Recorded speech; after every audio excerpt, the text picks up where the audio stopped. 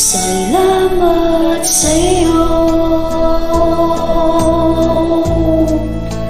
aking Panginoong Hesus. Ang inibig mo at aking lubos